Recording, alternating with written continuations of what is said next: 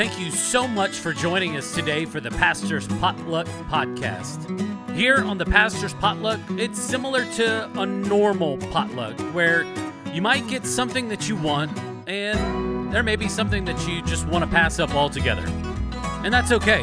There's something here for everybody.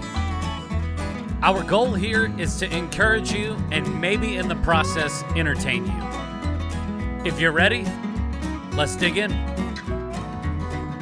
All right, well, we're back with another episode of the Pastor's Potluck Podcast. We've been recording all day so far today, but it's a good one.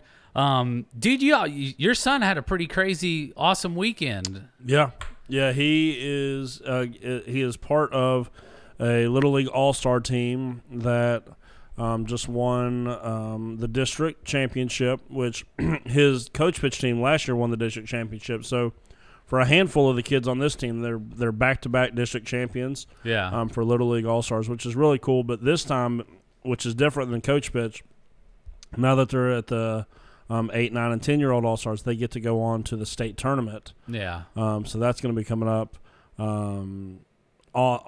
So it's been really crazy, though. I mean, they've played 5 games to win the district championship, and they have outscored their opponents 48-3. Yeah, that's crazy. They've thrown 2 no-hitters.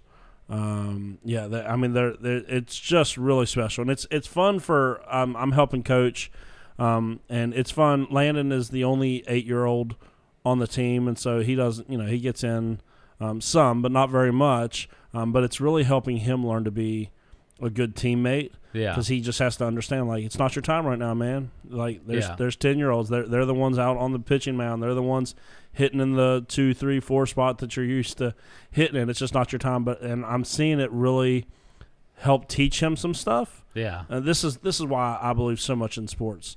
Even though this isn't our topic today, we'll get started. This is why I believe so much in sports. It will teach kids stuff that sometimes us as parents have been trying to teach them. Yeah, that doesn't always get through. And this is one of those things about really being a good teammate, putting other people first. Because the very first game that he had in this tournament was the first time he's ever sat the bench, more than just like an inning. If our team was up big or. Sometimes we'll just rotate kids in and out in Little League to give everyone a chance. This was the first time he's ever, like, from the beginning of the game and sitting on the bench. And I was wondering how he was going to handle it because, he's not used to that. When he plays Little League, when he plays travel ball, he's, normally hits in the top 3, normally plays, whatever position, he excels in all of them. So, like, he's not used to this. And so I was like, I wonder what that's going to be like. Yeah. And, like, early on in that game, he got to come in and pinch run for one of the boys, and he got to score a run. And then when he came into the game, he was still mentally focused there, and came in, made a play in the field, got on base. It's so funny. I guess where he's small, playing with all these bigger kids. He's had 6 at bats in this tournament. And he has 5 walks, so they're having trouble pitching to him. But after that first game, when he got in and he took his walk, he scored a run, being a pinch hitter. Or being a pinch runner, made a play in the field. We were driving somewhere afterwards, just me and him. I was taking him to a birthday party, and I said, "Hey, I want you to know today was the most proud I've ever been of you watching you play baseball." And I said, and it happened on a day where you sat the bench the majority of and you only got 1 at bat. I said, but here's why. I said, because you learned to be a good teammate. You weren't worried that you weren't in the game. You were cheering for your team. You stayed focused. So that way when you got your chance, you came in and did exactly what your team needed you to do. Yeah. I said, that's the most proud I've ever been of you. Yeah. Because he does have like a history with, especially when I'm coaching him, like if I put him in the outfield or set him on the bench, to give other kids an opportunity or something where he'll get real upset. And I've always tried to talk to him like, hey, man, you want to be a good teammate. It's not about what you're doing. It's about what everyone's doing together. It's about winning together and being part of a team. And he had a hard time understanding that, but he's really starting to get it now. And he has a really cool role on this team where early on in the game, he's normally the pinch runner that comes into the game. And then he'll get his 1 at bat. And he, right now he's like second on the team in runs scored, and he's third on the team in stolen bases, and that's only with 6 at bats. Yeah. So like he's found a role to play, and he's doing it.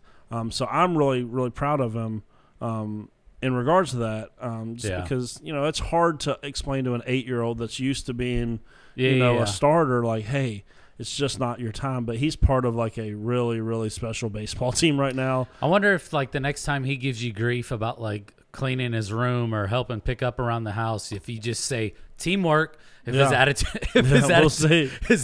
will switch.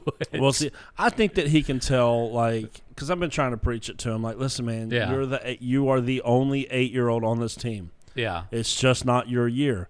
You are here to support the older kids however you possibly can, and we are very blessed that you get to be part of this. Like, we're getting to go to the state tournament. Yeah, it's a good learning experience for sure. It is. He's getting to watch these kids. He's getting good coaching from the head coach. So he's getting all these extra practices. Like, it's really valuable time, and now we're getting to have these really cool experiences. Yeah. Like going to the state tournament, which is something, well, I played All-Stars every year as a kid growing up, and we never got even close to a district championship game, let alone now he's won back-to-back district championships and is going to get to go experience something I never did, which is the Little League State Tournament. Yeah. And so it's just really cool. He's part of a really, really special baseball team, and they're really, really good. So I hope he's learning a lot. But, yeah, it was a wild weekend. That's good. Well, Landon, if you hear this, you probably don't listen to the podcast. If he's in the car sometimes. We're proud of you, buddy. We're proud of you and proud of your team. Go knock it out of the park for state championship, and let's bring that one home too. My nephew Charlie's on there too. Yeah. It's great. He is one of the younger kids as well, but he hits cleanup for him. And so he's been really hitting the ball good against these older kids as well. So we're proud of those two Southridge kids representing and headed to the state tournament next week. Yeah. Well, the topic that we want to discuss today is, man, I find it interesting. Maybe some people don't, but this is a good one, is the Old Testament. The Old Testament is such, just from start to finish. There's always, there's some crazy parts in it, obviously, but it's such a fun part of the Bible for me to just read in my personal time. Yeah. I love it. I don't get tired of it. If I read the same thing over and over again, there's always something new that you can maybe learn from, or just, I never saw it in this way, but I want to talk about the Old Testament. And so for our listeners, what is the Old Testament in just a nutshell? So the Old Testament is sort of the chronicling of of creation in a sense, and then of God's beginning plan of recreation and redemption from what took place early on. And so it's kind of a chronicling of all that, because it does have these like major movements and major sections, whereas Genesis 1 to 11, which we're going to be studying later on this summer and into the early fall, is going to be sort of, creation, the fall of humanity and fall of the creation, as well as some of the early civilizations and how God interacted with people at those times. And we'll get into all of that, and then after Genesis 1 through 11, then you get into the story of Israel and the people of Israel, starting with Abraham and going on through really to the all the way through the rest of the Old Testament. Is kind of that would be the large scope, as it follows the people of God, Israel, from there. And so it's God's dealing in history with this one chosen group of people by which he planned to be a light to the whole world, and that's the promise that he gave to Abraham. And the interesting thing is, and this I too like the Old Testament a lot. I know a lot of Christians just stay away from it for some reason. We really shouldn't, because you will never understand the New Testament and the story of Jesus the way that you should until you fully understand the Old Testament the way that we should as well, because Jesus is far more Jewish in his story and and his life and everything going on with the Christian faith is far more Jewish in one sense. Yeah. And most people miss it because we don't know our Old Testament well enough. And I would put myself in that category. So that's where I've actually been in my my personal study, like not my sermon prep, but like me waking up trying to read the Bible as many days as I possibly can throughout the week. I've been in 1st and 2nd Samuel for like months, and then I started Isaiah. So I've been in like the Old Testament for like the last 3, 4, 5 months probably. Yeah. Just because I understand, I've got a pretty good grasp on a lot of the New Testament, probably still not as much as I'd like, but like the Old Testament I know I've got work to do. And so I've been spending a lot of time in the Old Testament, and there's just so much that we learn about God and God's plan for his creation all throughout the Old Testament. So it's not something that we can really overlook and just get rid of as Christians whatsoever. It is a vital part of our scriptures. Yeah. At the end of the day, and this is, again, this is what some people forget. When we say that Jesus is the Messiah, we say that he's the Christ, the anointed one. Well, for some people, they think Christ is his last name. It's not. It's a title. It means Messiah, the anointed one. But what we really need to start saying is not that Jesus is the Messiah, is that Jesus is Israel's Messiah. Because he's very specific anointed one. He is Israel. It's like he's the fulfillment of all of this story. Yeah. So, and what the church has historically done is said Jesus is the Messiah, even though they probably mean Israel's Messiah. There's a way that the church has kind of divorced Jesus' Jewishness from him, and we've robbed ourselves of a lot of the understanding of the whole story of Scripture, and we've kind of boiled all of the Scriptures down to this one thing, like, okay, how do we get saved? And it's like, wow, that's an important thing in the Scriptures, but we are missing the big arc of God's plan for his creation outside of just the salvation of one person here and there or whatnot, because and again, this is what you learn in the Old Testament is how wide sweeping God's plan for creation really is, so that way when you get to the New Testament you don't get a narrow view that like, oh, what Jesus did is only about forgiving me of my sins so I can go to heaven. Like you will get that small truncated view of the Scriptures and of what Jesus did if you don't understand the Old Testament to begin with.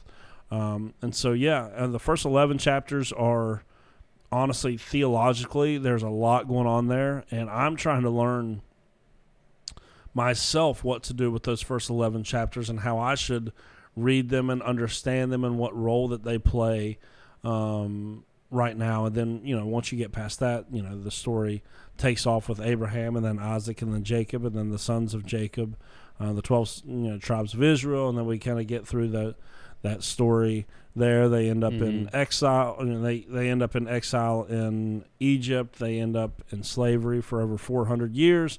We see Moses come on the scene. We see them, led out of slavery. Then we see them get the law, and they're becoming God's people, his chosen nation, and all of this. But it's very comforting to watch Israel because they screw up and they fail as much as you and I do. Yeah. And so we watch that happen, and then they get tired of God being in charge, so they want a king to be in charge. That's when we get into 1st and 2nd Kings, Chronicles, things like that. Yeah. And then the nation got so bad off, and I don't know that I think a lot of people miss this because they don't go and read those prophets. Just because they're like, I don't know if this has anything to do with me or not. It's like, well, what you're missing is that the nation of Israel got so bad off eventually in their history that God essentially was just done with them. Like, man, you guys did not, you never amounted to what I thought you were going to. And so he sends those prophets to try to warn them over and over and over and over and over, and they keep rejecting and rejecting and rejecting. And, it's so that's why those prophets are so incredibly important. Yeah. To even the Christian faith, because there's a lot in the prophets that speak about Jesus, but there also are speaking of just kind of the shape that Israel was in, which explains why we needed Jesus in the first place, because Israel couldn't uphold their end of the covenant that they had made with God, and so something more was going to be needed. And so we really, really, really need to dial into the Jewishness of the Christian faith. And I say that not to be confusing, but like, I promise you, the story of Jesus in the New Testament is far more Jewish than what we give credit for. Yeah. Now, kind of setting up the foundations of this conversation, there's sections of the Old Testament, and it's kind of broken down into these major chunks of text. Can you explain a little bit about those, and give the names that scholars and theologians refer to them as, and maybe just kind of like a brief breakdown of those sections in the Old Testament? Yeah, so the first 5 books of the Old Testament are what is formerly called the Pentateuch, or the Law, or the Torah. So it's got all kinds of names. This would be Genesis, Exodus, Leviticus, Numbers, and Deuteronomy. This is where you do see the Genesis 1 through 11, creation, fall, flood, Babel, all of that story, and then you also get those stories that we've already talked about in Genesis. But then you do get the Exodus story that we talked about with how Moses led the people out of Egypt, and then a lot of what's left is the stories of the people wandering around the desert because they were unfaithful to God and did not go take the promised land that he had promised for them, and then him giving his law to them for how they as a society are to function, because the law was to set them apart from the surrounding nations. Yeah. And so and much of the Jewish law was very specifically for the Jewish people. We can discern, moral truths from what is there, but not, and this is one of those kind of sticky points. Not all of those laws were meant to be moral issues. Some of them were more ceremonial, civil, civic type laws that would have no bearing on our life whatsoever. And so that's what you're seeing in the Pentateuch in those first 5 books is kind of the beginning of creation, and then you get the Israelites, beginning of their story all the way up until they're on the edge of going and taking the promised land. Finally, which was always God's plan for them. And so that's the Pentateuch. That's what most people that I've heard, like scholars, would say that the first century Pharisees would have had all 5 of those books completely memorized. Yeah, be able to recite them, just from memory, which is just incredible. Because those are some long, deep, dense books. And a lot of people like to skip over Leviticus and things like that. Oh, there's too many of the laws and things, and we don't make sense of it. I always recommend that book, Is God a Moral Monster, by Paul Copan, to people that don't understand the Old Testament law. There's a lot in there that we can actually learn if we know how to properly read those. And so and just to kind of reiterate what you had mentioned, the laws that God was giving them was to set them apart to be completely different in this area of the world.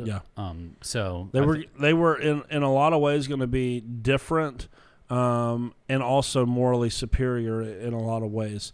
And so a lot of people look at the Old Testament law and say, like, wow, why didn't God, give them a law that would work, in 2022? Because there's still a lot of like stuff in the law that looks outdated and stuff. And you have to remember, God's revelation to us is a progressive revelation. He could not take the Israelites all the way to where we are as a culture in 2022. That would have been bizarre. So what he did is, based on the surrounding area, he improved the moral character and status of the Israelites, but he didn't take them all the way. So he didn't get rid of, like, he didn't outlaw slavery. He just made sure that slaves were dealt with in a proper and just way. And so that's like some of the criticism people have against the law. Like, well, why didn't God? Well, because you can't just take a primitive culture like Israel, at that point and say, hey, let's make you behave like modern people. God is far too smart for that. It would not have worked. There had to be a progression of those sorts of things in that. And so that's why some of those laws in there look kind of weird, and you're like, well, why didn't God just make sure that they treated people in this way, or why didn't he go ahead and get rid of this? And the really important thing to remember is whatever laws were meant to be timeless, that we would say these are actual moral truths. These aren't just like civil laws or ceremonial laws. these things always end up being reiterated in the New Testament. Yeah. Or it is made very clear in the Old Testament that these are timeless laws. And so, the thing with, should Christians eat shellfish? Because the Israelites weren't allowed to eat shellfish. That was clearly something ceremonial that was going on and not something that was meant to be timeless. However, something like... well, you still follow that. Yeah, I do. I would be a very good Jew in that regards. Except for whenever it comes to the bacon, right? Yeah, no, I couldn't give up any of that. But like something like, love your neighbor as yourself. Yeah. Like those Timeless. types of things. Those are timeless because they show up again in the New Testament. Yeah. Or something along the lines of adultery. That doesn't just show up in the Ten Commandments. It shows up again in the teachings of Jesus. Yeah. And so whatever was meant to be timeless and meant to be binding on the life of the Christian shows up again in the New Testament. So that's the Pentateuch. It does have a lot of law in it, but it also does have a lot of narrative, which I love the narrative parts of the Bible. From there, you kind of get into...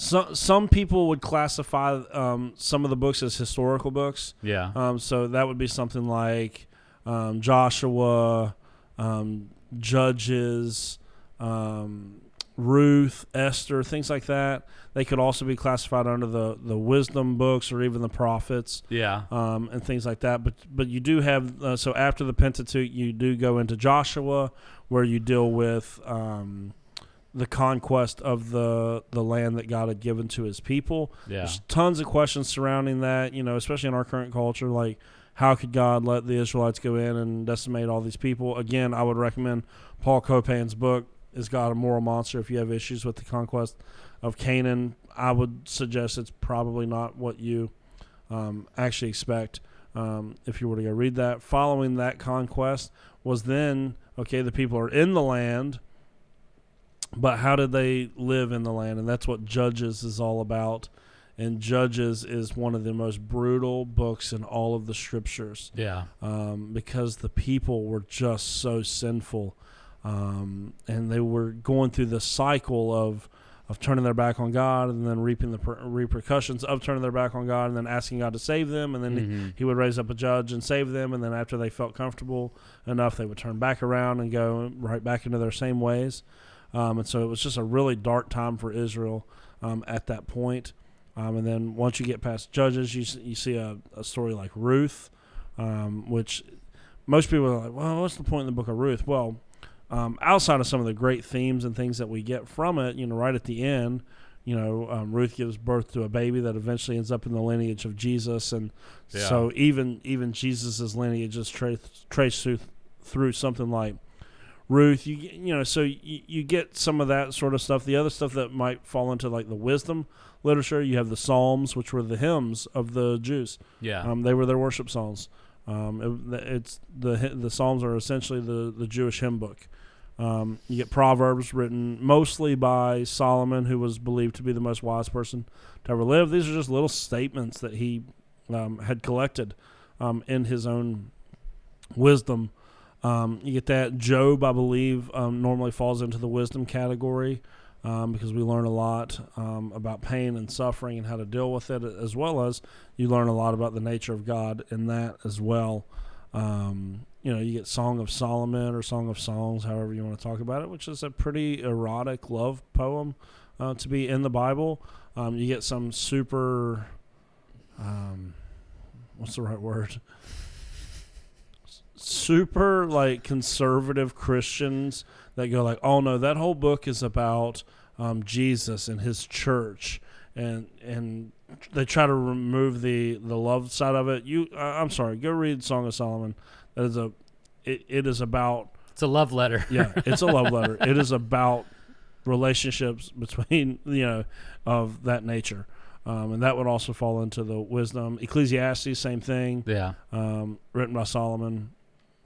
And then you do, once you get past the wisdom type stuff, you get into the prophets.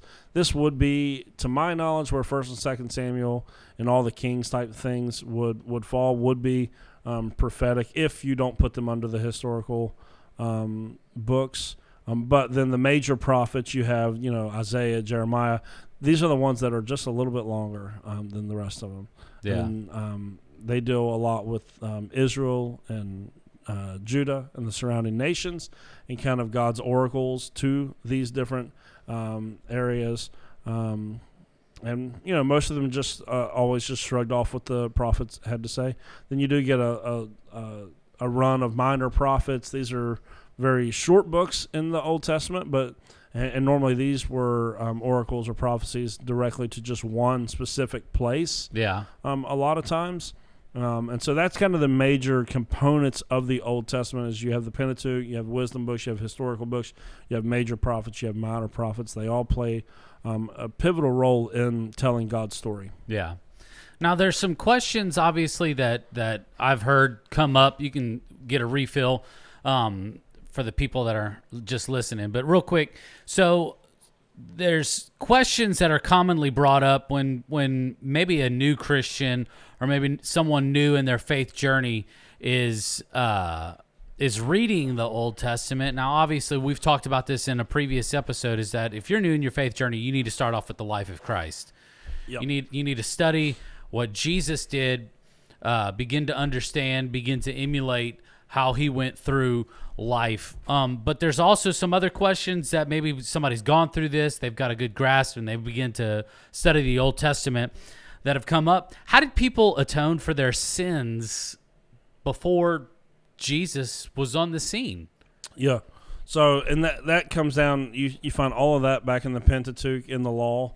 There was a sacrificial system that was set up. Yeah. Where people could make sacrifices for their sins. There was, special days like the Day of Atonement, and such. So and that, again, if you go and read through the laws concerning the different ways to atone for sin and things, there's a lot of things that point you directly to Jesus in those as well, which is why you shouldn't skip over Leviticus and the different places that mention the ceremonies and the law. So, like, atonement for sins came from the sacrificial system. They would, essentially take some innocent lamb, sheep, animal that has no blemish in it whatsoever, perfect sacrifice, and take it, and the shedding of that animal's blood would cover the sins of that person or the people, which is, directly symbolic of Jesus, who is our Passover lamb. Yeah. Who is our sacrificial lamb, whose blood covers our sins and makes us right with God as well. So the atonement in the Old Testament was done through the sacrificial system, which, again, there's a lot of laws tied to it, because you couldn't go worship and be part of anything in the temple if you were unclean. And that's why you get a lot of these laws. It's like, well, if you came in contact with mildew, you're considered unclean. Yeah. And as you go through all those laws, you notice it's really things that are representative of death, that if you came in contact with things that were dead, you could not go and be part. You were considered ceremonially unclean, because the whole essence of God is life. Yeah. And so when it looks arbitrary, it's like, wait a second, you came in contact with someone that has leprosy. Yes, their skin is dying, right? Yeah. Oh, you're in a house that has mold in it. That's a picture of death. And so it was all these things that would make someone ceremonially unclean, including coming in contact with a dead body or a dead animal or anything like that. They were all symbolic of death, which is the antithesis of the God of life. And so therefore that's why there was these weird laws surrounding it all the time. But yeah, atonement was taken care of at the temple or tabernacle or whatever they were in the history of Israel through the sacrificial system. Yeah. Now I kind of had this pop up in my head, and we've kind of talked a little bit about one of the questions and answered it. So I'm just going to replace this question on the fly. How were people saved in the Old Testament? Because we understand that Jesus came and made the ultimate sacrifice for all of the sins. Mm-hmm. Now, was there a concept of salvation in the Old Testament? And I guess let's try to begin to understand this, because we know that God was with people. Yeah. We know that, you hear the story of David and Goliath, and we know that God was with him. Yeah. We know that Daniel and whenever he was thrown in the lion's den, the lions didn't eat him up. We know the story that God was with Shadrach, Meshach, and Abednego whenever they were thrown into the fire, because we see that there was a fourth person in the fire with them. Was that the concept of salvation? Like was there even the concept of salvation in the end, or was we just know that people, like, God was on their side through these stories? You know what I'm saying? So here's what is lost on most people, and this is what I was talking about, how we don't understand the Old Testament, so we misunderstand the New Testament, and we get this little tiny thought in our mind where we go, oh, it's all about salvation, it's all about get my sins forgiven so I can go to heaven. Yeah. And that comes from not understanding the Old Testament, because here's what the Jews believed, that for those who were faithful to Yahweh, the Jewish God, for those that were faithful, that there would be a resurrection of the dead at the end of time, when God would recreate his broken creation and they would spend forever with God in his new creation. And so the concept, so did people get saved? Not in the New Testament sense of what you and I, like when we think of saved, we think, oh, you went to an altar, you asked for forgiveness of your sins, now you're going to heaven. The Jewish understanding, which is actually the Christian understanding, is that at the great resurrection of the dead at the end of time, when Jesus comes back, those in the Old Testament that were faithful to the covenant that was given to them at that time will be with God or will be with Jesus in the new creation. Yes. Is that where that comes from? The dead in Christ shall rise and meet him, whenever he comes back? Yeah, 1 Thessalonians 4, like we believe so whatever it is, whatever the covenant was at the moment that these people were living is, so someone like Noah. Noah didn't have the same covenant in essence of like Abraham and his family. He was pre that, but that doesn't mean that Noah's not part. I imagine Noah is with God right now. Yeah, because you could be faithful to God and obedient, and that's what in their mind that's what it was to be whatever it meant in your dispensation of time. To be faithful to the one true God, that is what, quote unquote, saved you or ensured that you would be with God in the new creation. Yeah, that's good. Yeah, but we really, really, really, the church has to do better at this, of understanding that, like, from the beginning, God made a creation. He is not abandoning that creation to send everyone off to some faraway galaxy called heaven. No, the whole rest of the story from Genesis 3, when the fall happens, is the recreation and the redeeming of the fallen creation. This was always the hope of the Jews. Yeah. The hope of the Jews was not that they would fly away to some faraway place called heaven. The hope of the Jews was new creation. Yeah. And so Jesus, as the Jewish Messiah, also points us to new creation, not flying away to heaven. Yeah. This is what the church has to get right. We just can't. Because what it does is it boils down all of this amazing plan of God down to one simple strand. Do we need to be forgiven of our sins? Yes, we do. But it's also bigger than that, because if all I need to do is get forgiven of my sins so I'll fly away one day, I will not be properly motivated to take care of God's creation the way that he is intended for us to do. I mean, in Genesis 1, when he creates mankind in his image, he gives us dominion over the created order. Mm-hmm. So we were supposed to take and subdue the creation. We were supposed to be the rulers of the creation. And when we are now in Christ, we are able to retake that dominion that we had over creation. And so we're supposed to bring beauty and life and all of this back into this fallen created order. But what the church got wrong is somewhere along the way they were like, start preaching this theology of like, oh, we're all just going away to heaven. We got to escape the earth. The earth is bad. We want to go to heaven. That's actually a Gnostic view. That's actually like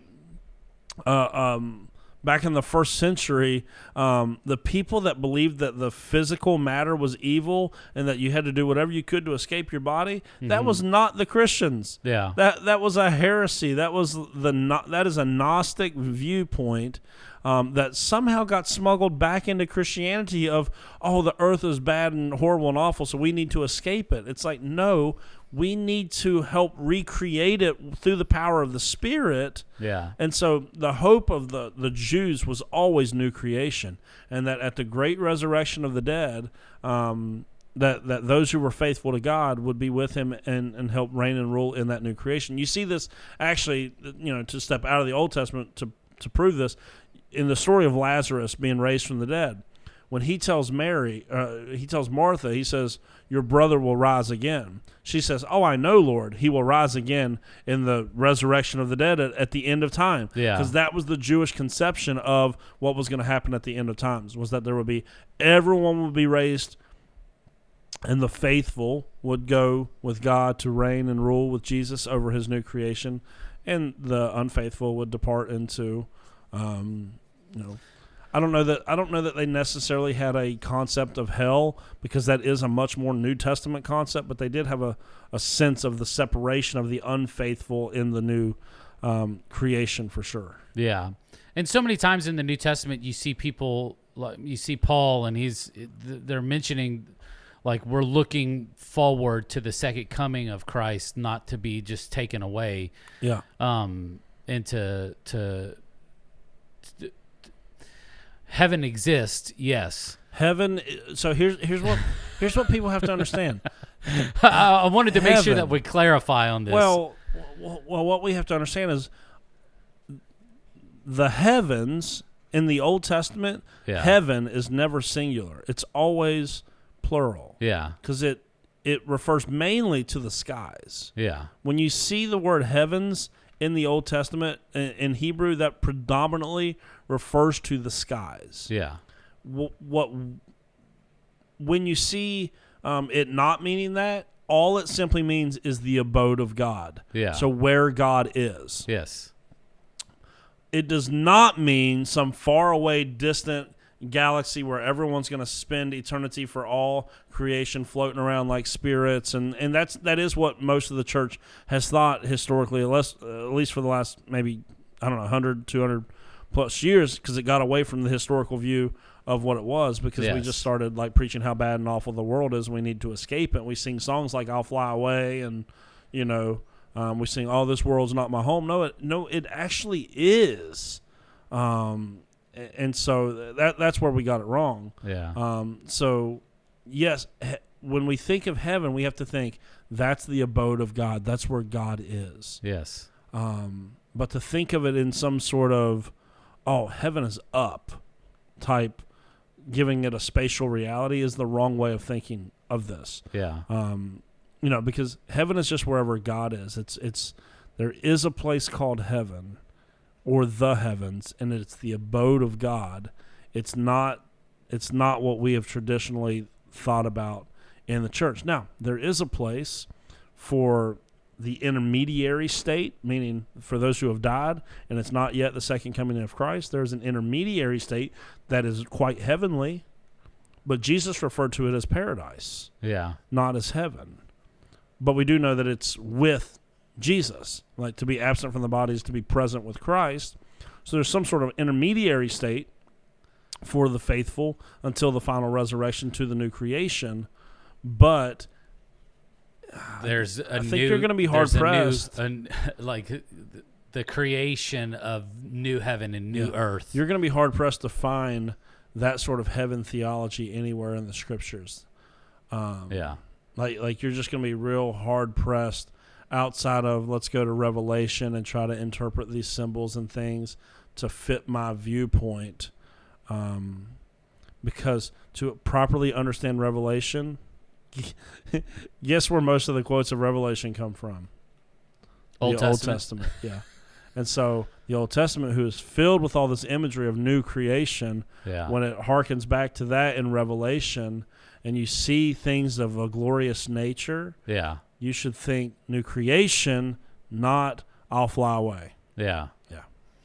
I'm on board with the new creation too. I think that it's the last thing it's like one of the last things that's mentioned, and that being with Jesus, ruling and reigning in the way that that it was intended from the beginning of creation, that's what I want to be a part of, because that's what God wants. That's what God has intended for us. That's the true human vocation. Yeah. Is to reign and rule over creation. Yeah. That's why we were made. Yeah. We were made to reflect the glory of God into his beautiful and perfect creation. Yeah. By reigning and ruling. And so the whole idea that we're trying to escape this is just it doesn't make sense in light of the whole of Scripture.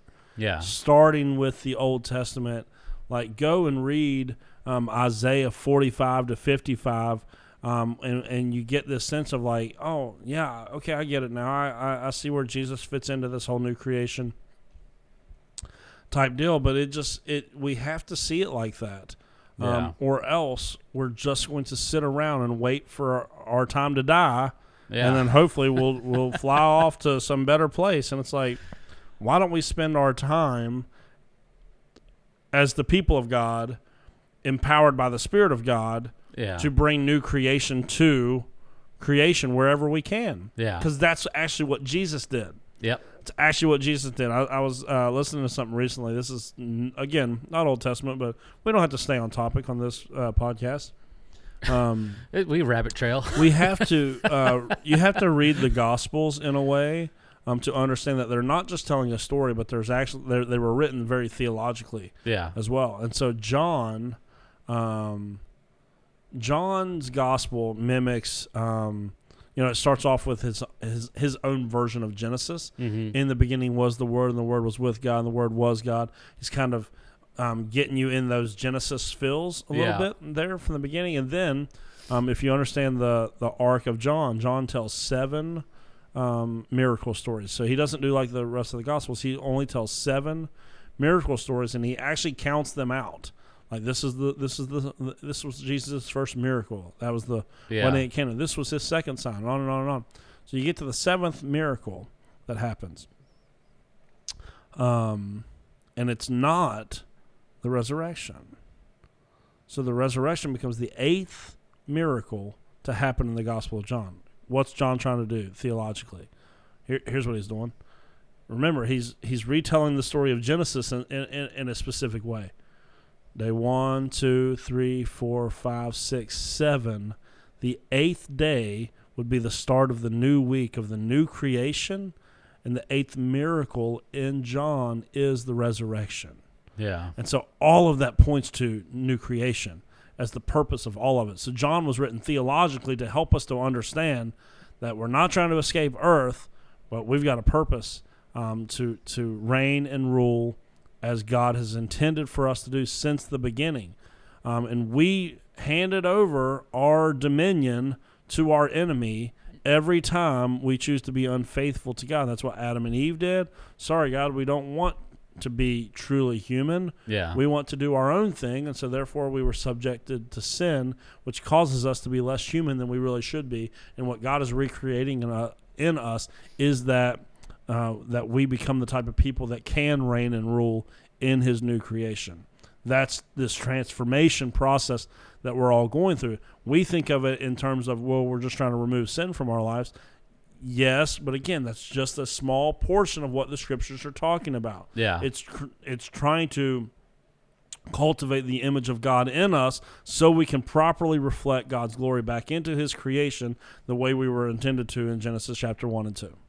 Yeah, I feel like, man, it's like, first off, if you have any more questions about these, by all means, reach out to us so where, we can try our best to answer them. Yeah. And I feel like we're selling ourselves short with trying to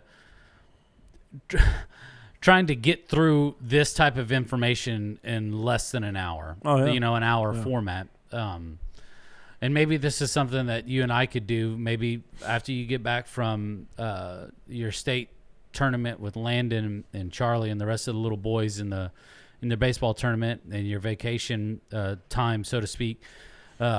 But just to be able to address these things and maybe just do this for like 6 or 7 weeks to where we can take this topic and just further kind of break it down.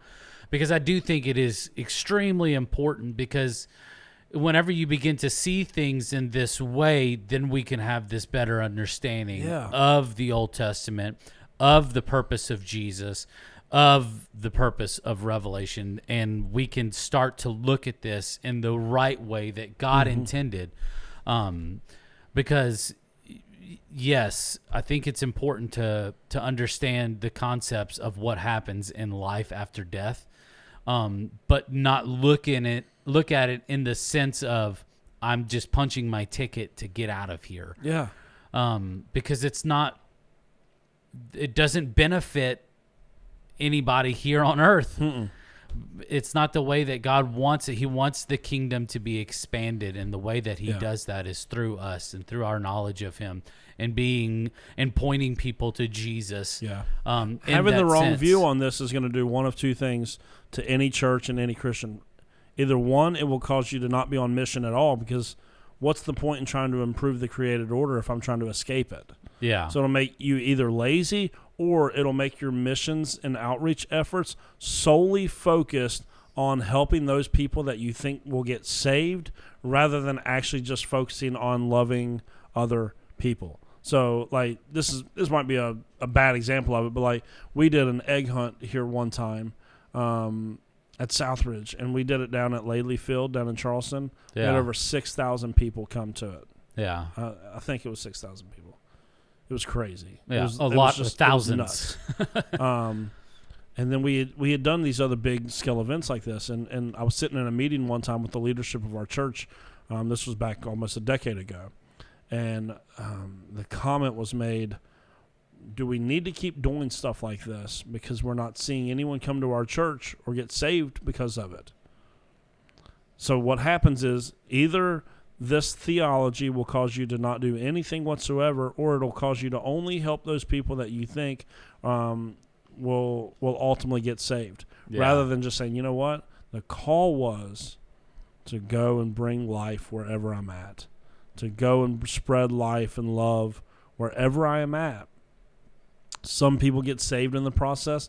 Other people get helped, and they get a little glimpse of new creation in that moment that hopefully points them beyond whatever it is you're doing for them to something deeper. But your missions efforts will ultimately become very selfish in the sense of, yeah, we're trying to do stuff for other people, but really we only see those people as a project and if they're not going to get saved, then we don't want to waste our time with them. Yeah. And that's not true missions, and that's not true ministry either. And so when you have bad theology surrounding eternity and the whole nature of the plan of God, it ultimately does affect you in those ways. You'll either get selfish or you'll get lazy in your missions and outreach type work, or in just, as an individual. Why do I need to go out and help make the world a better place if I'm trying to escape the world? Yeah. So I might as well just prop my feet up, sit back, and not do anything if that's the case. But no, what we want to do is go. This is what Jesus did. When he went and did miracles, he was showing what it will be like to be a new creation. So when he heals a leper, when he heals the lame, when he makes the blind be able to see, he's bringing little bits of new creation. When he heals Lazarus, he's like, hey, this is what it's going to be like. No more death. No more sickness. He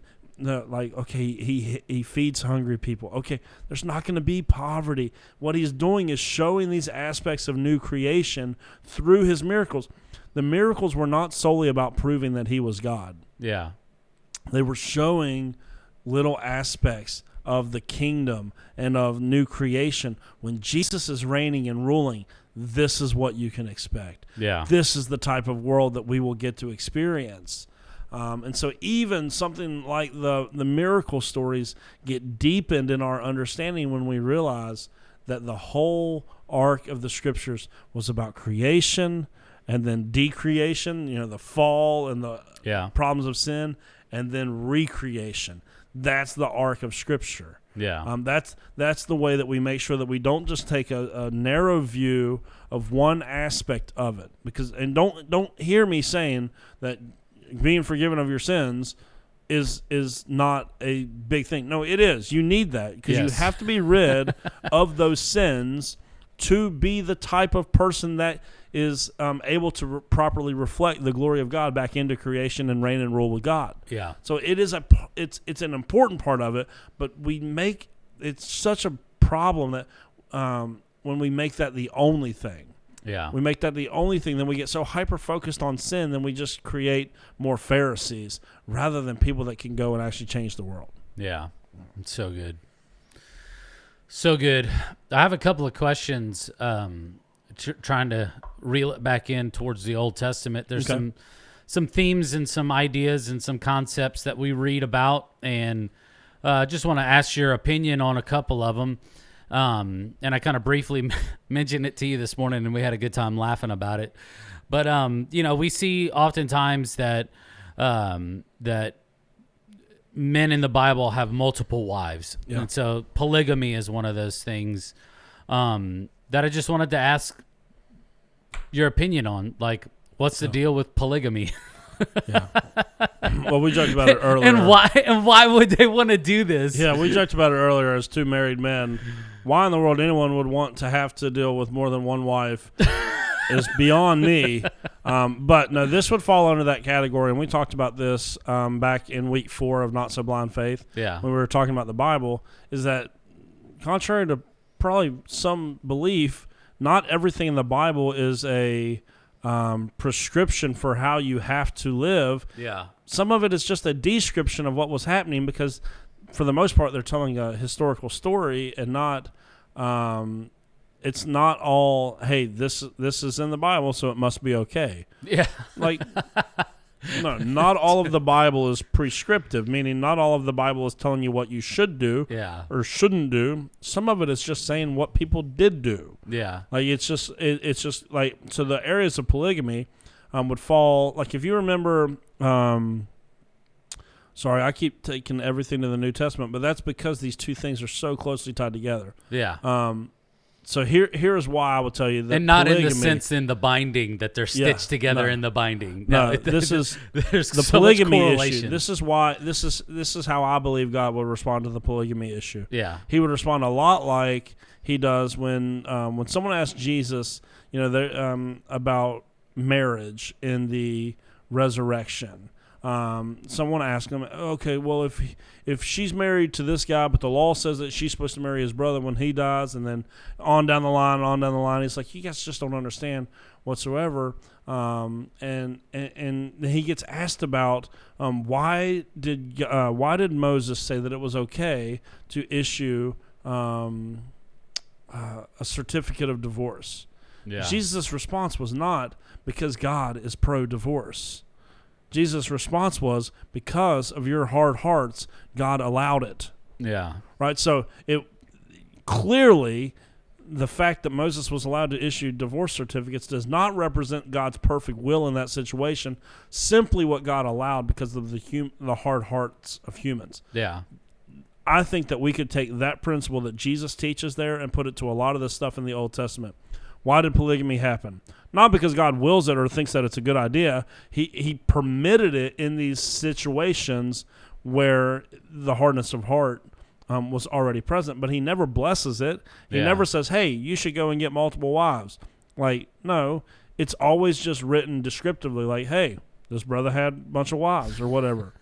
Like, it's not like, so that when you get to something like polygamy, that's how you deal with it. It'd be the same thing like if you want to deal with rape, right? What is it, Tamar, early on in Genesis? She's raped. Well, it's describing it. It's not prescribing it, saying, hey, it's in the Bible. Like, no. There's things in the Bible that happened simply because humankind is sinful and had hard hearts and were hard-headed, and our natural bent is to go in the opposite direction of God. Yeah. And so there are things in the Bible, like polygamy, that are simply just descriptive. Hey, here is the reality. Here is what happened. God did not necessarily bless it. He just kind of let things run its course in some sense. Again, this is what I was telling you, like, God didn't take Israel all the way to where he wanted them to ultimately be all at once. He made a law that was morally superior in a lot of ways to the surrounding cultures, but would be vastly behind maybe where we would be today. Yeah. It's because you can't live, you can't do our culture now back then. Yeah. It wouldn't have worked. So something like polygamy, it shows up in the Bible simply because it was happening, not because God blessed it. Yeah. I wonder if those dudes were praying for patience. You know how God, they say if you pray for patience, you're going to be tested, tenfold. And maybe that dude prayed, he was like, Lord, I need patience overflowing. And he just popped 10 wives in his life. Good luck, man. Yeah. I mean, I love my wife, and she is more than I could have ever dreamed or imagined. And she fulfills and satisfies everything that I would want out of marriage. Yeah. I can't imagine dealing with. Yeah. It's just such a different time. Yeah. And so, that's how it ends with polygamy, though. It's one of those things you go, yeah, it's in there, but it's not saying, hey, this is a good thing. There's all kinds of really awful stuff in the Bible. Yeah, for sure. They're not, affirmations of these things. It's just, hey, this happened, because we're not just the Bible is not just a big list of things to do. It's a list of something that happened. It's a story of something that actually happened. Yeah.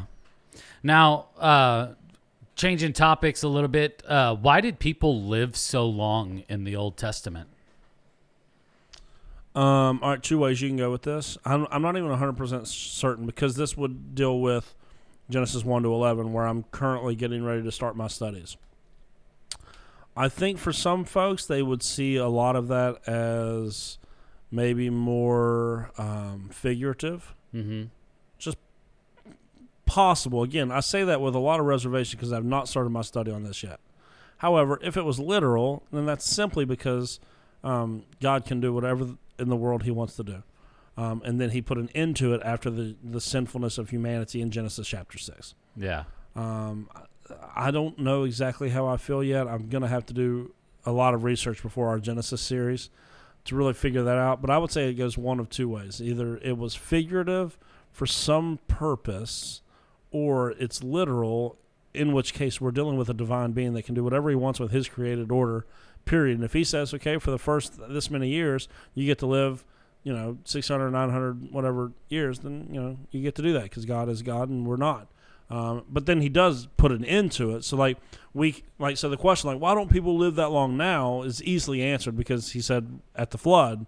Yeah, nobody's going to live that long. No one's going to outlast 120, which I don't even know if people get close to 120 anymore, but a lot of that's our fault because we put carcinogens into our body and we eat, Little Debbie snack cakes and, pop prescription pills, to try to maintain symptoms of. So all of those things above are delicious. Yes. So all of that keeps us probably pretty far away from that 120 mark. But at least the scriptures do say that's why people don't live that long anymore. And then we just went ahead and practically killed ourselves as humanity. Whenever you find out the answer to that, I'd like to maybe, I don't know. I'm going to probably discuss it in the Extra Genesis Point podcast. Yeah. One of the, it'll be part of the series because it is an interesting thing, why the Bible talks about these people that lived all these years long. Yeah. But again, and I hope people are starting to see the way that I'm trying to learn to read the Bible. And it's not that I'm trying to get away from it's not that I'm trying to water down the scriptures or I'm trying to change the scriptures. I'm just learning that there are other ways to look at the scriptures that don't have these we make such barriers for people to have to jump over to get them to believe. Yeah. But what if there are other ways to read it that would allow for us to maybe not have those barriers? And so that's what I'm trying to do. Have an open mind. First off, if they did live that long, I have no issue with it whatsoever. Yeah. So if you want to take a fundamentalist view on it, I'm fine with it. It doesn't bother me at all. It doesn't shake my faith at all. But if there's a figurative way of reading it, I'm fine with that too. That doesn't shake my faith or change the truth of the scriptures by any means whatsoever. And I know fundamentalists just absolutely disagree with me on that. If you go to Genesis, if you go to Creation Museum, which I'm a supporter of the Creation Museum, whether or not I fully agree with everything they say, but when I went there once, they kind of I went to a presentation and it was if you don't believe the way we do on Genesis 1 to 11, then the whole rest of the Bible is ruined for you and salvation is nonsense. Like that's essentially what I got from it. Was like, if you don't believe what we believe on Genesis 1-11, if you don't take the fundamentalist approach to it, then like we don't know how you can make sense of the rest of the Bible and even salvation in general. And it was almost like, if you don't have a fundamentalist view of 1-11, then you're out. Like you can't even be a Christian. I don't see why that's necessary whatsoever. And I think that more and more that is getting to be a minority type position, but I know how that functions. A lot of times when you're in the minority of something, you wear it like a badge of honor and go, that's because we're not the ones watering it down. We're preaching the truth, like, and so, maybe so, but I just want to remain open to these areas. Like there are things for me that are completely black and white. Yeah. Right there. I mean, there are things that are just black and white, easy to discern from the scriptures. And then there are other things that we have made black and white that maybe we shouldn't have. Yeah. And trying to discern what those areas are and what the implications are of that is part of growing in our faith. I very well could end up in 3 months from now, after doing all of my Genesis study, being a fundamentalist. I don't know. Yeah.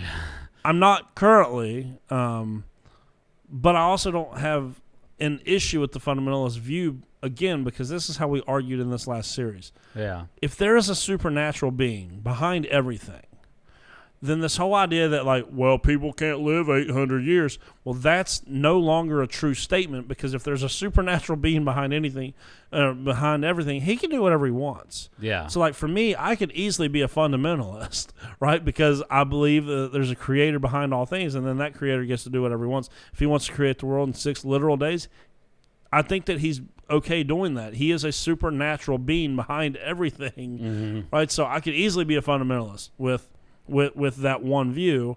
I just think that I'm gonna remain open to the study of the scriptures and not create unnecessary barriers for people to get in, but rather allow for people to get in to this, and then leave the lanes wide open for them to be discipled into some of the things that are more difficult for us to believe. Yeah.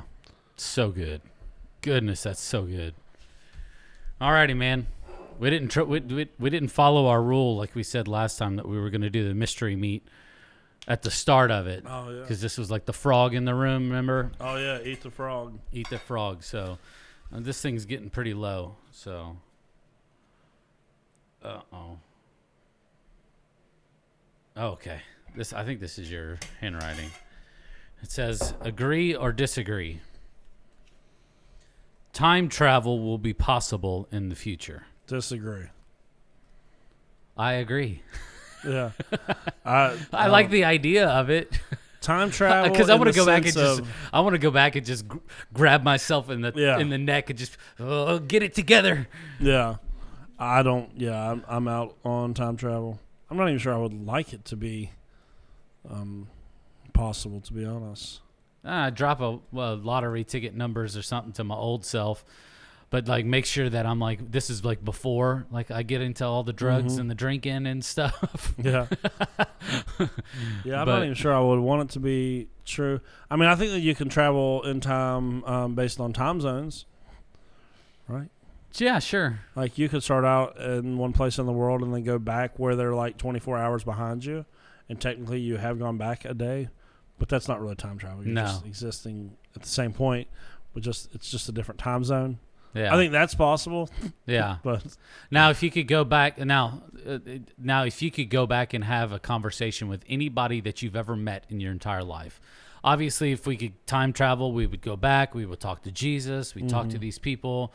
From the Bible maybe, but if there's anybody that you can go back and have a conversation with that you have had to met, who would you go back and have that conversation with? Probably my grandma. Yeah. Yeah, I'd probably love to. My grandma was just actually both my grandmas were such good Christian women. Yeah. Like I would love, and like when they knew me, I was an idiot. So I would love for them to know, and I'm sure I don't know. This is probably one of those areas where I go like, okay, they're with God now, so maybe they know. I hope that they know that like I'm not an idiot anymore, and that I love Jesus now. Yeah, I would love for them to know that. Yeah. Yeah, I think for me, I think you could pick and choose any one of my grandparents, and I would be totally okay with that. I'm not in this situation to where I've lost my parents, because that would be the number one.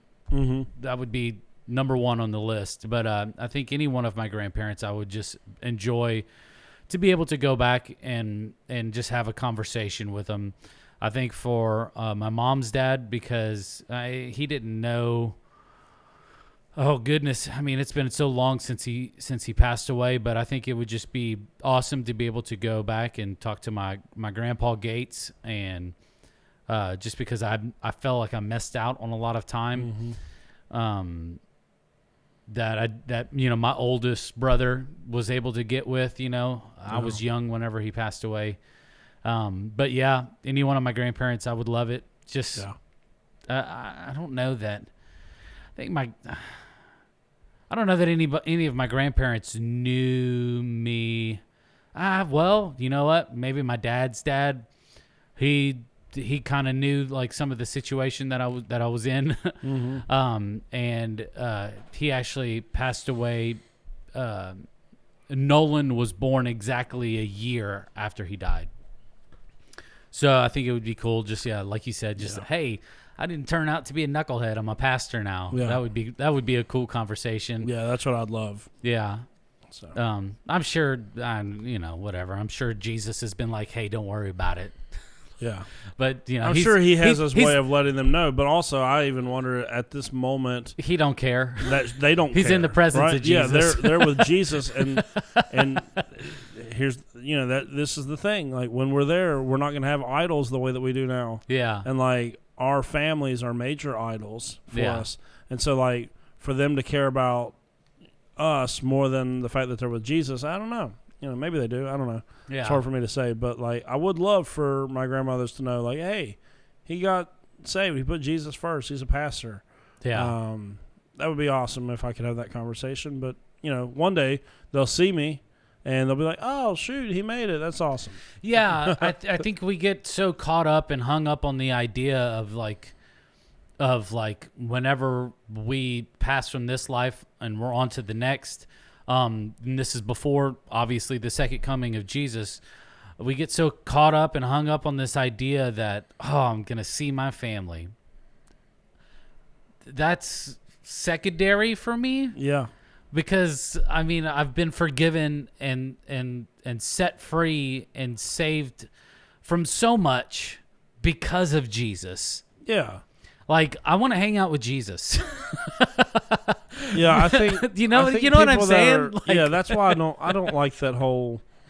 Like, I know that they're going to be there because the Bible says that they're going to be like wherever Jesus is. Yeah, and I just don't like that idea that like some people get so focused on who's going to be in heaven or in paradise or the intermediate state, whatever we want to call it. I hate calling it heaven just because I know that it creates confusion. But whatever that intermediate state is where Jesus is, a lot of people get so focused on like, oh, grandma's going to be there and grandpa's going to be there. And it's like, if that's your biggest desire is to see Mamaw again or whatever, like. Is that what you called your grandma? No. Okay. No, but I know people that do. But like, is that really like? Has Jesus really captured your heart? If that's what your number one desire is, I don't know. And I think having a healthy love for your family isn't necessarily an idol, but like at the same time, like, what are you really looking forward to after? I don't know. I want to see Jesus. Like that's. I just want to see what he looks like. I want to look into his eyes to where I can fully understand his grace and mercy for me and love. Because I at times I still don't fully comprehend it. I accept it. Yeah. I just can't comprehend the love sometimes. You know what I'm saying? Yeah. And like so whenever I do get in the presence of Jesus, I wanna be around that person that looked at me and said, Jared was worth dying for. Yeah. Like creation, all of humanity was worth dying for. I want to begin to understand that. Yeah. I'm grateful for it for sure. Because I'm just grateful for it, and just the meaning and what it means to me, Yeah. what it means, what eternity with Jesus will mean to me. And I'm excited that the people that have accepted this love and accepted this relationship that they can have with Jesus and made it the priority of their life, and then sharing that with other people. I'm grateful that those people are going to be there as well. Yeah. But I want to hang out with Jesus. I want to be a part with what Jesus is doing. Gosh, this has been good conversation. Kind of feels like a little bit of a rabbit trail, but I enjoy the conversation like this because it lets us understand the purpose and the meaning behind this life and where Jesus fits into this and where we fit into this as well. It's been so good, and we're going to do a conversation in the near future on the New Testament, and kind of it's funny how like a lot of our Old Testament conversation pointed to the New Testament, and I would imagine that a lot of our New Testament conversation will point to the Old Testament, but in how it works out. Yeah. So this is just not a one and done conversation. This is hey, let's talk about take a step back and let's look at Genesis through Revelation. Yeah. So I appreciated it, man. Yeah. Are you hungry? I am. Yeah, I'm so hungry. Thoroughly. I'm not necessarily hungry, but I'm definitely, because we've been, like I said, we've been doing this since I got here this morning, essentially. Yeah, it's good though. It's real good. Hey, stick with us next week as we hit it back with another episode of the Pastor's Potluck podcast. I know within the next week or two that we will be talking about this New Testament and breaking it down and trying to give a little bit of meaning behind it and how to study it and how to look at it from those points of view. But hey, we really, really, really appreciate you guys and gals listening each and every single week. If you don't know that we do have our Extra Point podcast, it follows what he talks about, maybe some things that he, with limited time on Sundays, are not able to expound or go a little bit more in depth on. And you can find that on Apple Podcasts, Spotify, all the major ones. Just look for Southridge Church Podcast. It's called The Extra Point. So good. Thank you so much, and we hope you have a wonderful, wonderful weekend. Thank you so much for listening in with us today. We really appreciate it. If you haven't done so already, go ahead and hit that subscribe button. You can also follow us on social media, on Facebook, Instagram. You can also watch the video version of this on YouTube as well. All you have to do is search up the Pastor's Potluck Podcast. From all of us here, we want to say thank you, and we'll see you next week.